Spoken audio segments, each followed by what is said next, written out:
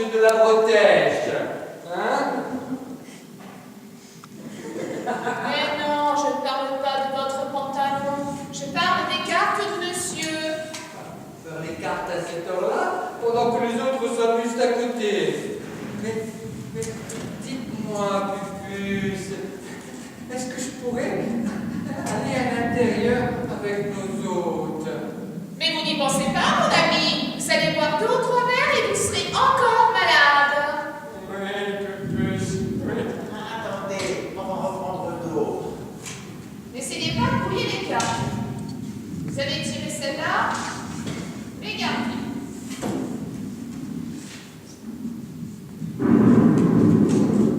Recouvrez plutôt ces 3-là.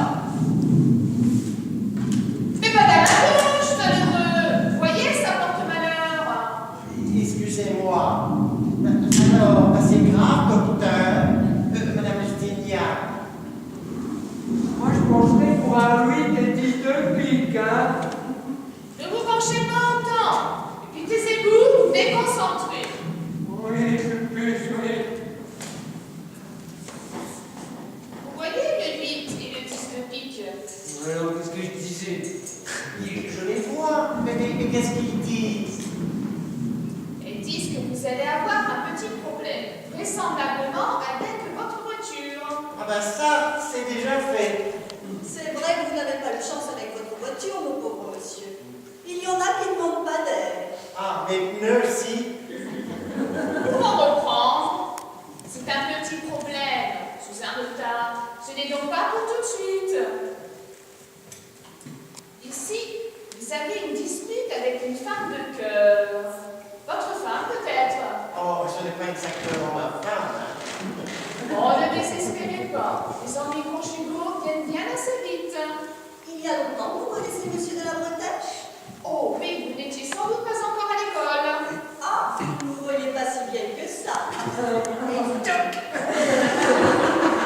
Maman, Mais enfin, ça suffit. Je fais donc si vieille que ça. Fidèle, répondez. Non, plus, non. je parlais de maman, mais j'ai oublié de l'appeler. Oh, elle va être furieuse. C'est ça qu'on appelle la carte mère. En revanche, je vois cette femme de cœur qui tourne autour de vous. Recouvrez-la. Pas qui ça? Il y a la carte, voyons. Oh, le roi de cœur. Cette femme va vous poser des problèmes à cause d'un roi de cœur. Mais je ne connais pas de roi de cœur. Et est-ce que vous et monsieur de la Bretèche, vous avez... Je ne pense pas que cela vous regarde, mademoiselle. Excusez-moi. Un point sensible, on dirait. Il va me le payer, le saligo. Dites, monsieur, vous aimez ça, vous, les cartes? Dans les restaurants, oui, mais celle-là, je disais, en horreur. Nous pourrions peut-être laisser les cartes parler et aller boire une petite coupe à l'intérieur. Vous savez, là-bas, où les gens s'amusent. Fidèle, non. Vous savez très bien que vous ne supportez pas l'alcool. Ah, vous êtes fidèle? Dommage. Mais non, ce n'est que mon prénom. Et le vôtre, c'est... Alice. Alice. Oh, c'est joli, ça. Tout comme mon abonnement téléphonique. Vous ne l'avez jamais fait. C'est le cas de le dire. On vous l'a forfait. Oh, vous devez être un marrant, vous êtes pompette. Allez, rien qu'un petit verre. Alors, les solitaires, on vient boire un petit verre? Les solitaires, un petit verre. Je l'aime bien celle-là, mais elle ne fonctionne pas partout. Ah, on a presque fini. Bah, alors, sur le roi de cœur. Oh, vous tirez les rois? Moi, j'y crois dur comme terre.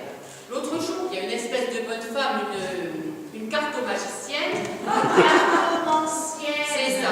Elle a dit à une méthode qu'il allait avoir un grand malheur parce qu'il avait que du pic dans son jeu.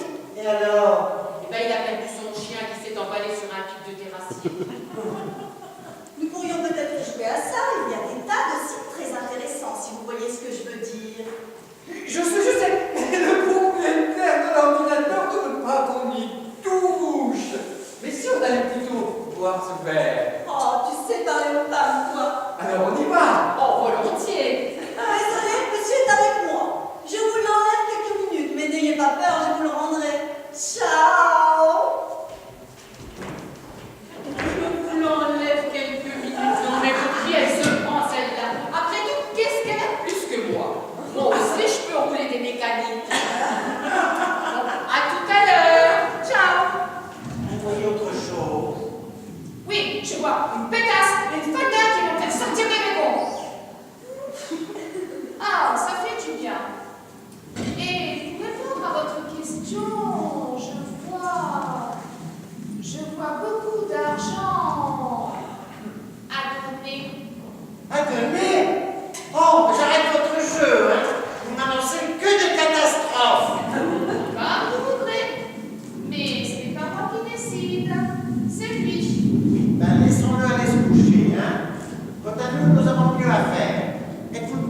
intéressé par cette maison. Plus que jamais. En revanche, j'avais parlé avec Madame de la Bretèche. Apparemment, c'est avec elle que je dois négocier, pas vrai? Oui, enfin... Surtout pas, Madame Justinien. Et pourquoi donc? Parce que Madame de la Bretèche n'arrive pas à se faire à l'idée qu'elle va se séparer de cette maison. Oui, c'est vrai, hein, elle a beaucoup de mal. Et pourquoi? Oui, en fait, et pourquoi? Oui, pourquoi? Pourquoi?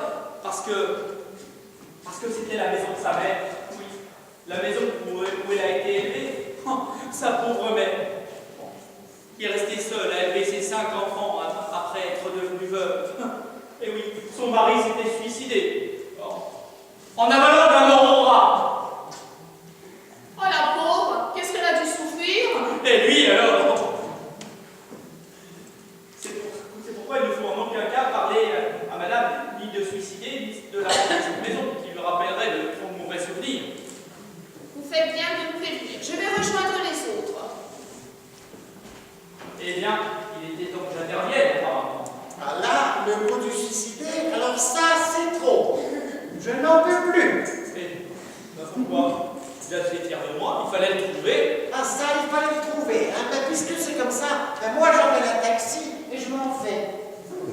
Ce serait pas poli vis-à-vis de monsieur qui vous a si gentiment invité. Et puis, je vous rappelle que vous n'avez pas fini votre travail.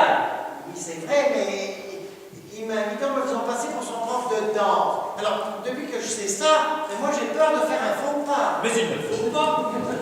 Écoutez, le prof de danse, des mensonges à Madame de la Bretèche, et maintenant la valeur de mort au rat. Eh bien, c'est trop. Et trop de mensonges tue le mensonge. J'ai pas l'habitude de travailler comme ça, moi. Alors, moi, je prends mes clés et mes claques et je m'en vais.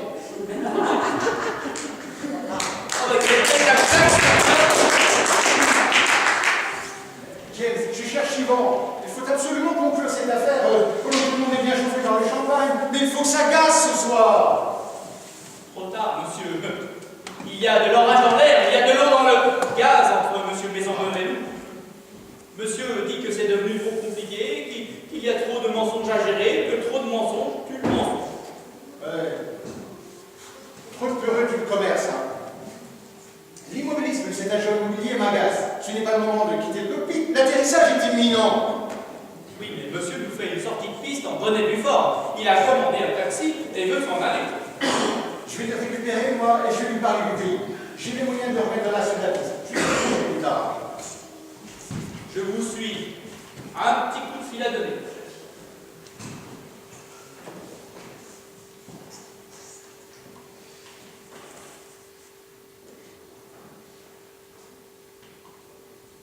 Allô? Oui. Bonjour Tintin. Oui, c'est moi, James. Oui, je t'appelle parce qu'il y a un type bizarre qui veut prendre un taxi de chez nous. Seulement, voilà, il fait le coup à chaque fois. Il ne paie jamais. Ah non, non, non, jamais. Alors, quand il est démasqué, il fait semblant d'être malade, d'avoir plein de tics, et il finit par vomir dans le taxi. Ah, bah si. Bah oui, je comprends que tu ne peux pas m'occuper d'un client comme ça. Alors, et si tu peux passer le mot à tes copains? Ah non, ce n'est rien. T'en prie, c'est pour rendre service. Allez. Au revoir, Tintin. Au moins, il n'est pas prêt de trouver un taxi.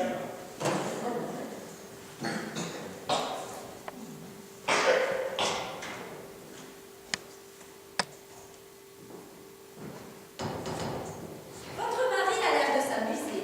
Moi aussi, d'ailleurs. C'est sans doute l'hôtesse de l'air qui lui donne des ailes. Ça change. D'habitude, il n'arrête pas de parler de ses maladies imaginaires. Ah oui, comme Ardent. Ardent, le malade imaginaire, je Molière. Mais bien sûr. Et Douillet avec ça, comme David. Et David Douillet. Et judoka. Mis à part le fait qu'il s'appelle Fidèle, qu'est-ce qui vous a décidé à l'épouser? Pour moi, il y a deux sortes d'hommes. Ceux qui ont de l'argent et ceux qui n'en ont pas. Et parmi ceux qui en ont et qui manquent un peu d'imagination, je suis là pour les aider. Ça a le mérite d'être clair. Et vous travaillez?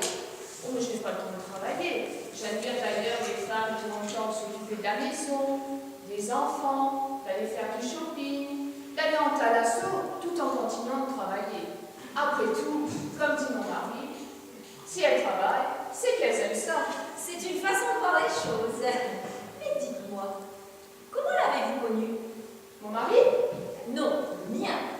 Au lycée. Oh, à l'époque, c'était un sacré dragueur. Toutes les filles du bahut y sont passées. Toutes? Toutes. Même la surveillante. Et vous étiez dans ce bahut? Oui, mais depuis le temps, il y a prescription. Certes. Il vous a connu un soir qu'il pleuvait, il a plu, vous êtes plu. Oui, Vous lui avez demandé de vous raccompagner chez vous, oui, et ça s'est terminé chez lui. oui. Il vous a raconté? Il n'a pas eu besoin, il pleuvait pour moi aussi. Mais dites-moi, il devait avoir un surnom. Oui, mais ça me gêne de vous dire ça. Voyons, nous sommes entre femmes. Eh bien, à l'époque, on l'appelait Pampan, comme le lapin dans Bambi. Pampan, je comprends tout. Et vous vous êtes revus depuis? Oh, juste une ou deux fois. Alors là, ça a été le feu d'artifice. Mais il y a longtemps. Oui, parce qu'aujourd'hui, il faudra éteindre les mèches. Je vous remercie au passage de nous avoir invités pour cette nuit. Votre maison est superbe. Elle me plaît beaucoup. Enfin, je veux dire que c'est le genre de maison qui me plairait si je devais en acheter une. Ah, j'aurais du mal à m'en séparer, c'est certain. À cause de votre mère, je suppose. Mère! Quelle drôle d'idée! Je n'ai jamais connu ce chez orpheline. Alors là, c'est de la meilleure. Oh, excusez-moi. Oh, je ne pouvais vraiment pas savoir. En revanche, j'ai quand même une question indiscrète et personnelle à vous poser. Qui a eu l'idée de mettre ces affreux bâtons dans le jardin? Entre nous, ces affreux bâtons, c'est moi qui les ai sculptés. Non, désolée. Ne vous inquiétez pas, l'art, c'est comme la culture, ça ne se discute pas. Madame Lustignac, votre mari est dans une forme éblouissante. Il a déjà cassé 2 flûtes. Hein. Il est debout sur la table et il se prend pour Superman. Il nous dit qu'il a la vision rayon X, le souffle glacé et qu'il va bientôt s'envoler à travers le salon. Il a cassé 2 flûtes? C'est bon, ça. Bien oui, c'est du verre blanc. Ça porte bonheur. En attendant, il est temps que je lui apporte sa kryptonite. Ça quoi? C'est une blague. Ça veut dire qu'il faut que j'aille le calmer. Madame, on réclame encore de la kryptonite. Non, du champagne. Dois-je en ouvrir une autre bouteille? Mais oui, Jeff, ouvrez des bouteilles de champagne. Ouvrez de la kryptonite s'il le faut. Ah, qu'est-ce que je m'amuse, moi, ce soir. Très bien, madame. Ce ne sera jamais que la 7e. Hein. On dit que c'est le nombre d'or. Mais si ça continue, ce n'est pas que le nombre qui va dormir. Les hommages du soir, monsieur Jeanne. Hommage du soir, cafard. Mes amis, il fait une de ces chaleurs là-dedans. Et puis il ne reste que des hommes, ça énerve. Par contre, ça ne m'étonnerait pas qu'on ait de l'orage pendant la nuit, tellement il fait mouette. Permettez. En attendant, madame de la Bretèche, votre soirée est du tonnerre. Je n'ai jamais vu un aussi bon mousseux. Vous me permettez? C'était du champagne, Madame Chombier. Du Dom Pérignon. Ah, c'est pour ça que je le trouvais bon, Pérignon. J'espère que vous avez excusé l'attitude honteuse de mon mari à votre égard. Oh, une attitude honteuse, il est vrai. J'en étais même offusquée. En ce moment, il est assez nerveux. C'est certainement le travail avec les décalages horaires, les petits soucis d'équipage, la responsabilité des passagers. Autrement dit, c'est le travail qui travaille. Et il n'a plus 20 ans. Comme disait Chamfort, on ne peut pas être et avoir été. Chamfort, Alain Chamfort. Mais non, Madame Chombier, Nicolas Chamfort, l'écrivain du 18e. Ah, je ne savais pas qu'il avait de la famille dans le 18e. Remarquez, il est encore belle, votre mari. Il plaît encore aux femmes. Ah ben, je ne suis pas curieuse, mais je suis belle. Hein. Oh, il faut la voir, l'hôtesse de l'air. Elle regarde votre mari avec des yeux à faire sauter toutes les fermetures éclairs. Madame Chombier, si c'est une hôtesse de l'air, il est normal qu'elle parle de travail avec un pilote de ligne charmant comme mon mari et qu'ils sympathisent tous les deux. Ouais, ben, si c'est une hôtesse de l'air, ses cuisses doivent être comme le compte en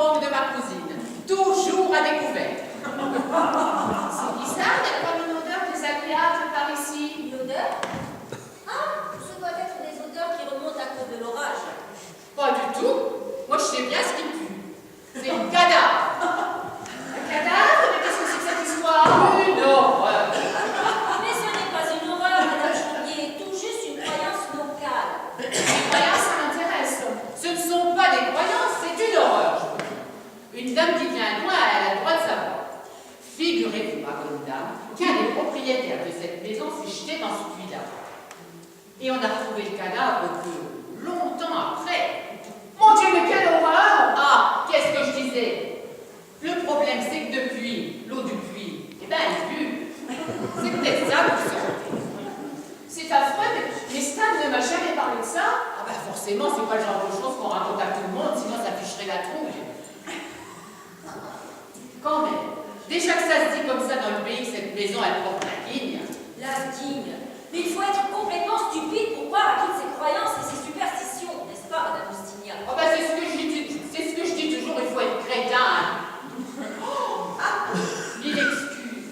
Ce n'est pas le cadavre que vous sentiez, c'est mon maroilles. Je l'ai oublié cet après-midi. Oh ben il a dû avoir chaud, le copain. Qu'y a-t-il, Madame Austignac? Vous avez l'air toute pâle. Ce n'est rien, c'est certainement l'orage. Ce serait plutôt la rage. Il a me payé, le saligo. À tout à l'heure, mesdames. Ah, le saligo. Mais qu'est-ce qu'on a dit? Un petit bout de vérité, sans doute. Qu'est-ce que je m'amuse, moi? En parlant de s'amuser, si on se remettait un petit coup de votre don machin, là, et je vais vous faire goûter à mon fromage. Il est fait à cœur, on va se régaler. Ah, non, merci, Madame Champier. Je ne mange jamais de fromage de foie.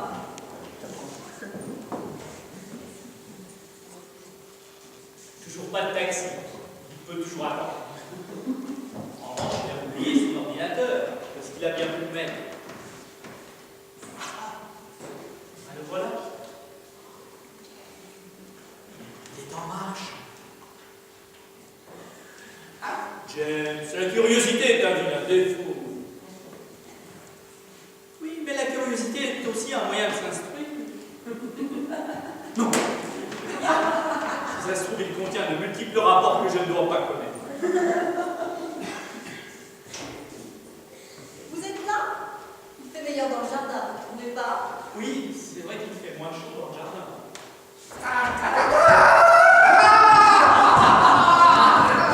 Ah oui, finissez-vous! Donnez-moi des super champagne et je serai super magique! Super impressionnant. Les Superman, j'en rencontre tous les jours. En casquette à galon doré. C'est ça, des Superman en chemise blanche dans le cockpit qui veulent se produire en l'air avec moi.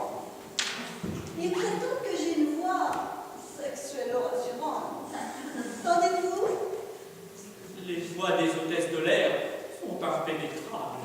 Il faudrait étudier ça de plus près. Excusez-moi, il faut que je m'occupe de la troupe. De la troupe. Oh, il fait une chaleur dans ce jardin tout à coup.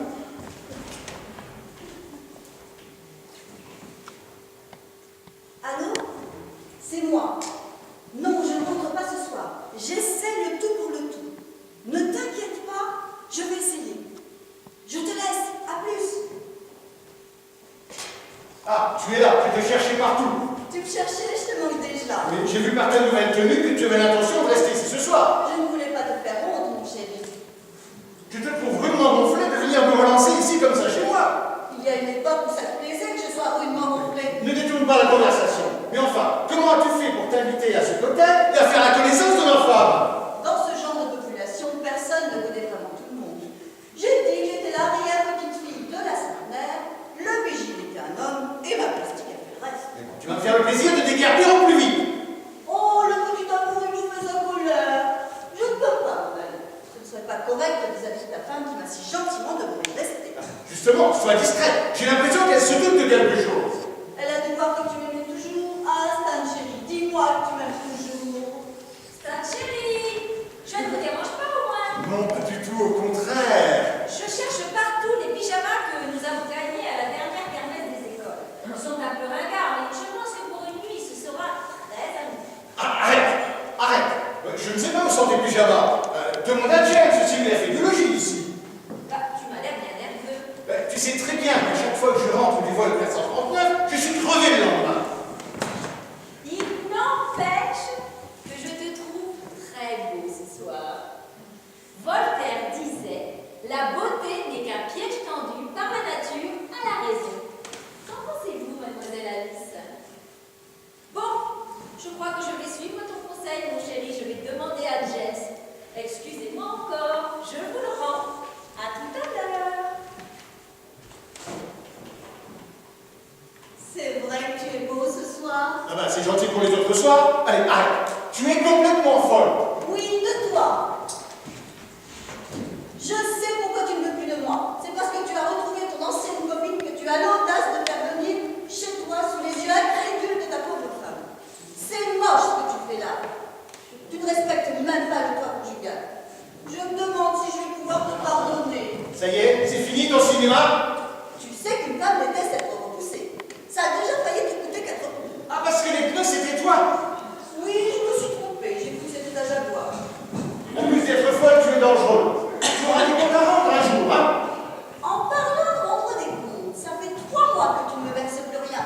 C'est vrai, mais pour l'instant, je ne peux plus te donner ce que tu me demandes. Je croyais que tu attendais une rentrée d'argent imminente. Tu sais, l'argent, tu ne trouves pas sous le train d'atterrissage d'un Airbus. J'attends l'argent de la vente de cette maison pour te payer. Ben, sois patient.